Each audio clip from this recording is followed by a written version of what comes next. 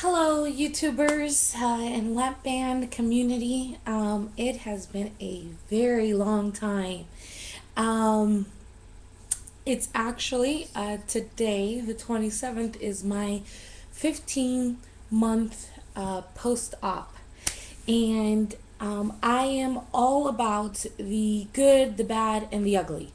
A lot of things have happened, and I thought, and more recently, I had a friend who just got the surgery, and speaking with him, I just kind of I remembered so many things um, that I would have liked to know when making the decision to get the surgery, just to be better educated. So, this is definitely one of those educational bulletins or posts that will essentially almost teach you the what not to do to not lose weight. And like I said, I'm going to be as frank as I can be in explaining, my experience and really the reality of what I think a lot of people don't show, perhaps the fail of the lap band surgery, if you will. So I got glasses now. It's kind of that's a new thing, and a little bit about myself if you have not seen my previous post. I started at 301 pounds.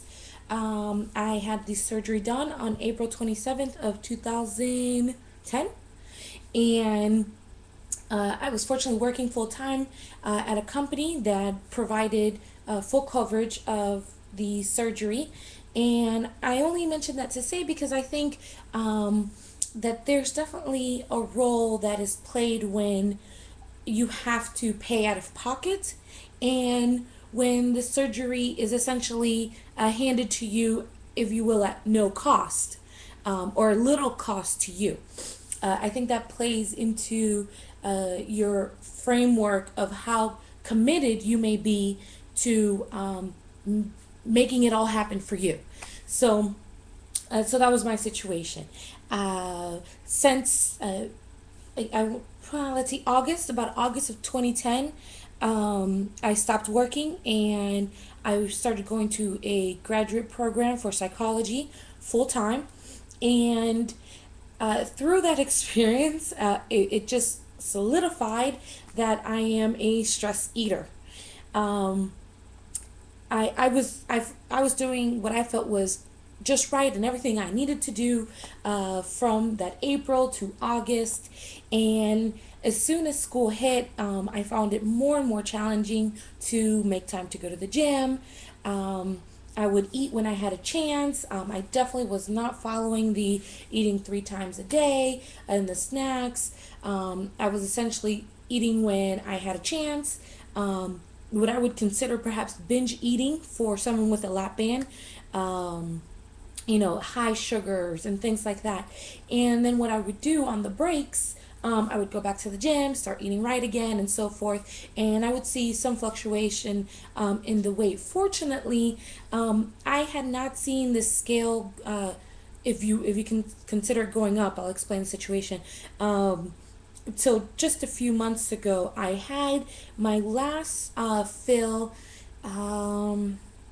just a little shy of the year date of the April 27th, so maybe about 4 to 6 weeks before then. I had my fourth fill at that time, and that brought me up to about 6 cc's or 6.225 cc's or something like that. Very interesting. And when I went for that fill, I thought that I had reached the ideal restriction. Of course, they make you drink the water when you're at the doctor's office. And yes, I felt that it went down a little slower. But as you come to find out after several fills, yes, it initially will feel a little tighter. And maybe within about a week, you'll be able to eat normally, if you will, or the water and everything will go down just fine. So I was just like, okay, let's give it that span. Unfortunately, though, with that fill, long story short, it was an overfill, and I try to give it some time, on my own. But I think also maybe a sense of anxiety and concern might have heightened maybe my stress level and maybe restricted the muscle a little more. But for approximately, we'll say maybe about 24 hours. Um, I could not get any liquids down. I couldn't even, just swallowing my own spit, that would kind of, have issues. And, but most concerning is I couldn't stay hydrated. So within about 24 to 36 hours, by the time I got back to the doctor's office, I had lost 13 pounds. Not healthy, not healthy weight loss. So that's why I say I did see the scale go up, because I had dropped that dramatic weight in a very short period amount of time. So of course I went back to the doctors. They removed some. That I was at the point, I was at the 6.5, and they brought it down to about the 6.25 cc's, and that's where I am today. So yeah, so and of course, so then I've gone up, after I got some more fluids in me and so forth. So now I'm at relatively a steady 264.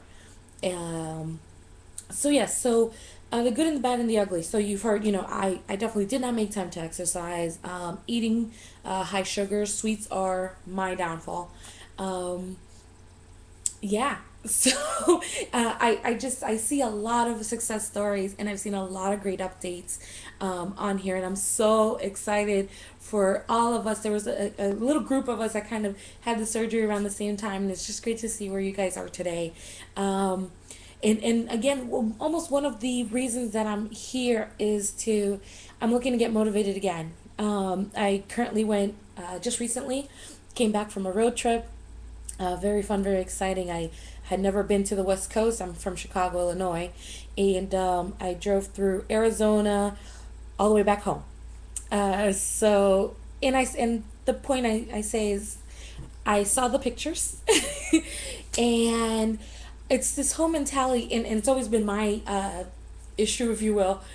I always see myself or think I look better than what I really look like. So part of the, perhaps the stall that I had in the weight loss was, I was so excited. I had lost like approximately 40 pounds. And I was just like, this is great. I was buying smaller clothes. I was getting into, it was just all very, very exciting. So I think I just kind of got complacent. And that's why I call it a fail, if you will. But it's not a fail of the lap band. It was a fail in myself. And it's, I can't reiterate enough when people say, the surgery's on your stomach and not on your head. You need to change the way you eat. This is a lifestyle change.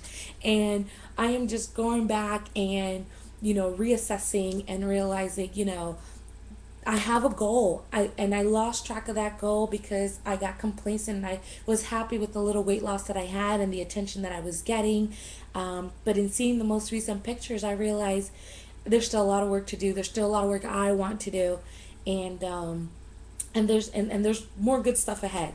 So I'm actually back in the saddle and doing all the research. And if any of you can help guide me, I know I had seen a video a long time ago, obviously now, kind of how to, like, if you will, reset your lap band. I definitely don't want to get another fill because of that very negative experience I had recently. I'm still a little traumatized. So I just want to know, I had seen some people who had said it in such a way that they can, readjust their lap, or, just by how you were eating. So if anybody has some information on that, if you can point me in the right direction, that would be great. So finally, I just wanted to go ahead and show you guys, where I'm at now. I'll go ahead and I'll post some of my sizes and things like that. But again, I just thought that individuals should really know, at least a year out, the good, the bad, and the ugly of yourself. You need to definitely take responsibility and know that the lap band is a tool. It is not a magic wand, and you have to work with it. So definitely, keep that in mind. So I'm gonna go ahead and show you a little body shot here. Yeah, still got the tummy. Still have the little back fat and things like that. Still got some of those arms right there.